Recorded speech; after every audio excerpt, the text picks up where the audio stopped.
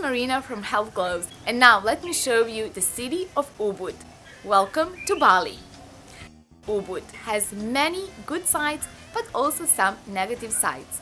Let's start with the good ones. Ubud is a very nice city that features some incredible Balinese architecture and art, and many of its visitors are fans of yoga, fitness, and healthy lifestyle. Prices for the accommodation are quite inexpensive. For example, we paid €6 per person per day for the room. Nice and clean room, typical Balinese backyard, and nice hosts. Ubud is quite touristy, and the shops here are a paradise for those who appreciate really good Indonesian art. It is especially interesting to visit a monkey sanctuary. And now the negative sides. Fruit situation is bad. Fruit offer at the market is very disappointing and it lasts only from 6 to 9 o'clock in the morning. Later in the day you can buy some fruit from some street sellers here and there, but the prices are higher and the offer is even worse. The worst of all is that almost all fruit is unripe, and eating unripe fruit is the same as eating uncooked potatoes. Of course, if your situation is that you can only buy unripe fruit, then you have to ripen it in a certain way at home. So you buy your fruit and you place it on the shelves at home and let it ripe. This requires time and waiting until the fruit is ripe enough to be edible. Fruit prices are higher than in Thailand and Malaysia. Sellers can be unpleasantly persistent, and the situation with the street beggars can be very uncomfortable. And there is one more thing that I am uncomfortable with, and that is this. Many birds in cages. So Ubud is a very nice city to visit, but with all these negative sides, we are just not comfortable with staying here for longer, so we have to find a new place. Message: if a place doesn't meet your needs, maybe it wouldn't be a bad idea to find a place that does. From Ubud we came to Karabokan. Good sides. Quite good price for the accommodation. For the room we paid €6.5 per night per person. Scooters are included in the price. We are located a 15-minute walking distance from the local produce market, with the produce offer better than in Ubud. Prices are lower and the sellers are not pushy. Unlike in Ubud, where there is almost no durian, there are a couple of durian sellers here. The beach is a 15-minute driving distance away. People are very nice and friendly. Negative sides.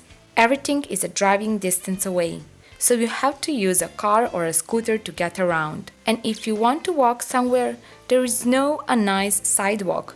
Oh, there isn't one at all. Everyone is driving scooters, but literally, from 7 up to 77. You can see a whole 4-member family on one scooter. And driving is a story for itself. They go through the red traffic light, driving the opposite direction. The point is, if you're not a really experienced driver, my advice is not to drive in Indonesia. And if you do drive, don't forget to drive on the left side. And since everyone is driving, it is quite polluted, just like in Chiang Mai in Thailand, for example. So it is advisable to wear a mask. As for the fruit, not everything is perfectly ripe. See those dragon fruits, for example? Well, if I buy them today, I could eat them in 4 to 5 days. And do you see this jackfruit? It was picked so early that it's hard as a stone and absolutely inedible. Unless you cook it. Yes, in many countries of Southeast Asia, they pick the fruit unripe in order to cook it. The prices for fruit are higher than in Malaysia and Thailand, and the quality is lower, especially when it comes to durian. The good fruits in Bali in January are mangoes, rambutans, blue java or so-called ice cream bananas, and salak or snake fruit. Bali or not, this is certainly a beautiful place to see with amazing beaches. Just take a look at these pictures.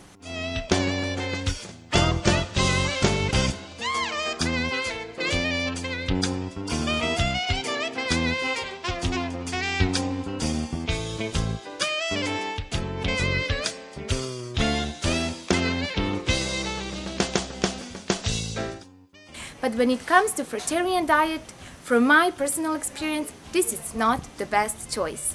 Of course, please bear in mind that my experience is based on January 2015. Every month can be different when it comes to fruit, depending on the season, and every January can be different depending on the weather. Have you ever been to Bali? And if you had, how did you like it? Please leave your comments down below. I love to hear from you. If you appreciate this video, please give it a thumbs up, share it, and subscribe to my YouTube channel. You can follow me on various social medias. I'm leaving the links in the description of this video. Until the next time, I'm sending you Balinese regards. Bye bye. If you're interested in more travel blogs by me, please visit my travel blog at marinagrubik.blogspot.com. And subscribe to my YouTube channel.